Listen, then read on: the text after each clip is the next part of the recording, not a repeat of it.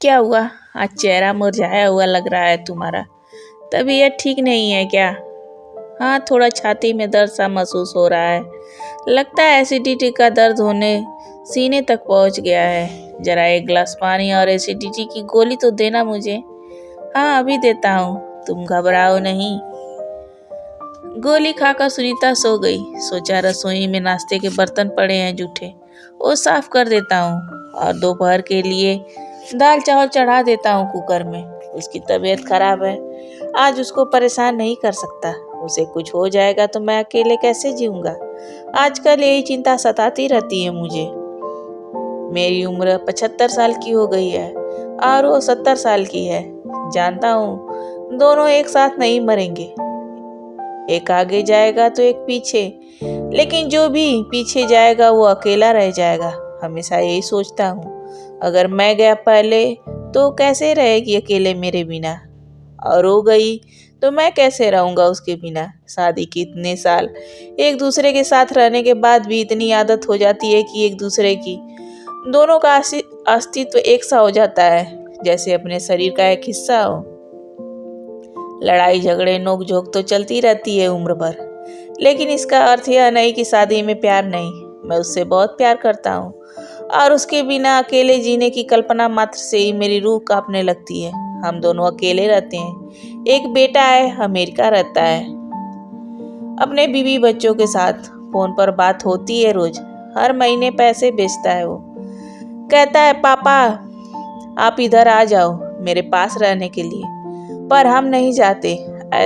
ऐसा अक्सर मैं लोगों से कहता हूँ जब भी वो मेरे बेटे के बारे में पूछते हैं। दरअसल मेरा बेटा इसी शहर में रहता है अपने परिवार के साथ।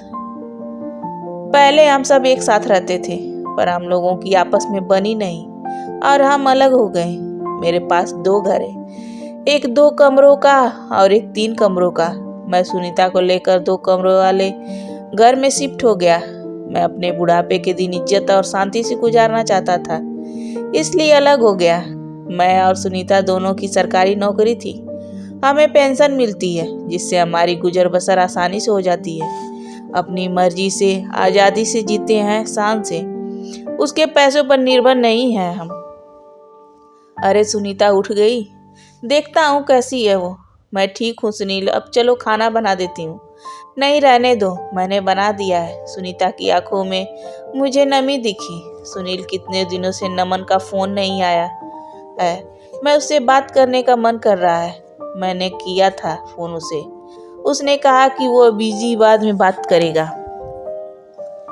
मैं जानती हूँ उसका बात कभी नहीं आएगा। 1 महीने से नमन से बात नहीं हुई थी। हमें सिर्फ वक्त चाहिए था अपने बेटे से। बस दिन में एक बार फोन करके हालचाल ही पूछ ले, कैसे हो आप दोनों। किसी चीज की जरूरत तो नहीं। कोरोना का समय है, काम वाली बाई ने आना बंद कर दिया है। कैसे तो बुढ़ापे में एक दूसरे को संभाल रहे हैं। उसे एक बार भी नहीं लगा हमें उसकी जरूरत होगी। वक्त ही तो मांगा था, पैसे तो नहीं। सुनीता रो मत, तबीयत खराब हो जाएगी। चल खाना खाते हैं। रात को अचानक सुनीता की छाती में दर्द हुआ और उसकी सांसें उखड़ने लगी। इस बार एसिडिटी का दर्द नहीं था। मैंने नमन को फोन मिलाया, उसने उठाया नहीं। पड़ोसियों का दरवाजा खटखटाया तो उन्होंने खोला नहीं। मेरे घबराहट के मारे पसीने छूट रहे थे और आंखों से आंसू बह रहे थे। ज्यादा सोचने का वक्त नहीं था।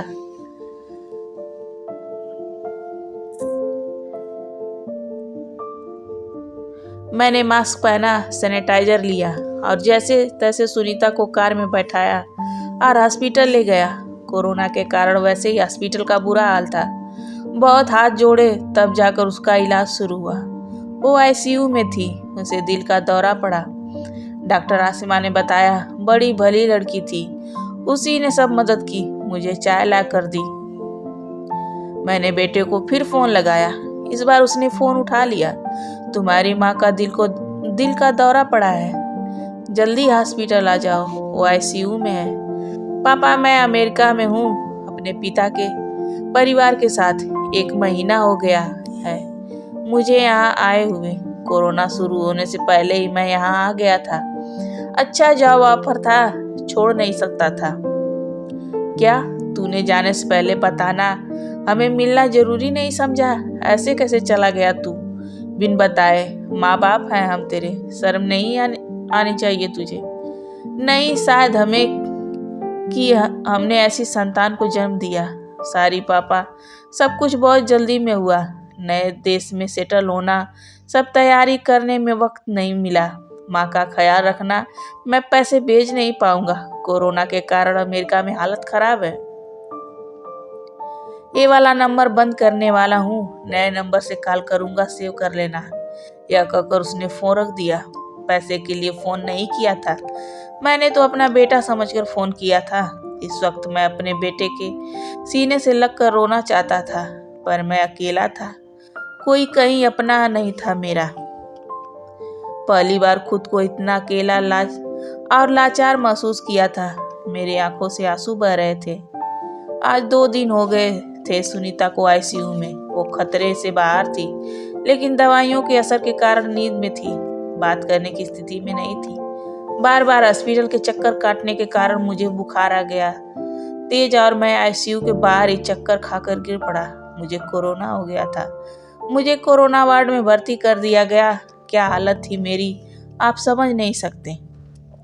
एक तरफ सुनीता आईसीयू में और एक तरफ मैं कोरोना वार्ड में। ना मैं उससे मिल सकता था, ना वो मुझसे। बस मुंह से एक ही बात निकल रही थी, भगवान कभी किसी बूढ़ा को लाचार न बनाए।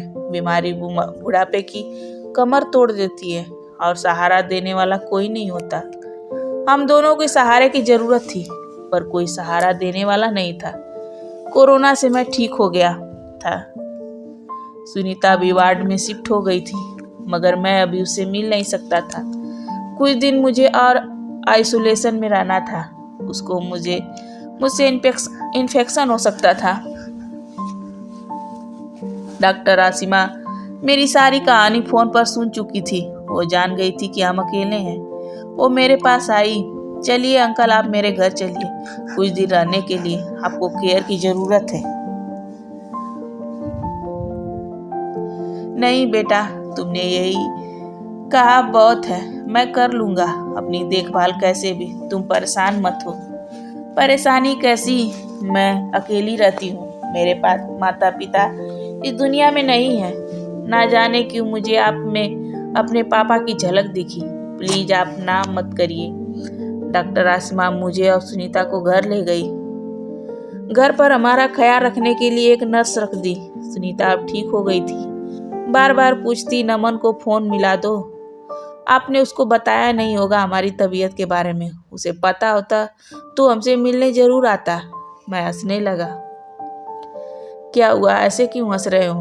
अपना खून है वो हमारा, देख लो, उसे पता चलेगा कि हमने उससे अपनी बीमारी की इतनी बड़ी बात छुपाई है तो वो कितना नाराज होगा हमसे।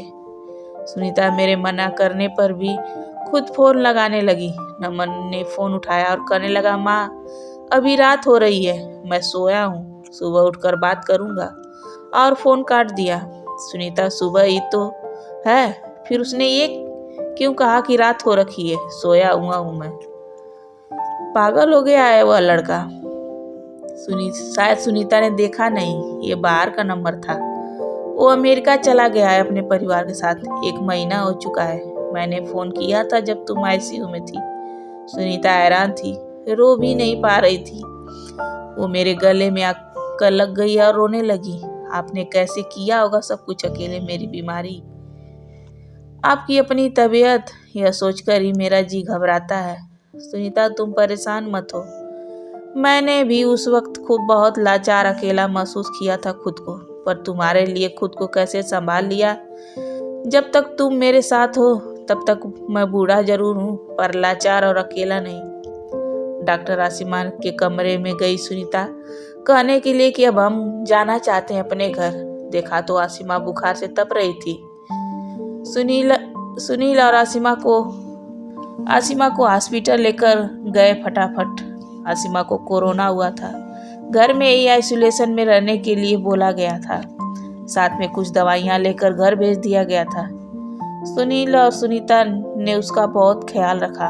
आसिमा के ठीक होने के बाद सुनील ने कहा कि अब वो जाना चाहते हैं अपने घर। बहुत तकलीफ दी तुम्हें बेटा, शुक्रिया कहकर जो तुमने हमारे लिए क्या किया, मैं उसका अपमान नहीं करना चाहता। भगवान तुम्हें हमेशा खुश रखे। सुनीता ने आसिमा को गले लगाया और रोने लगी। आसिमा ने कसकर सुनीता को प्यार किया और मेरी तरफ देखकर बोली, मैं अपने माँ बाप पापा से फिर से अलग नहीं होना चाहती, प्लीज रुक जाइए पापा प्लीज। यह सुनते ही हमारी आंखें भर आई और हम अपनी बेटी के घर हमेशा के लिए रुक गए।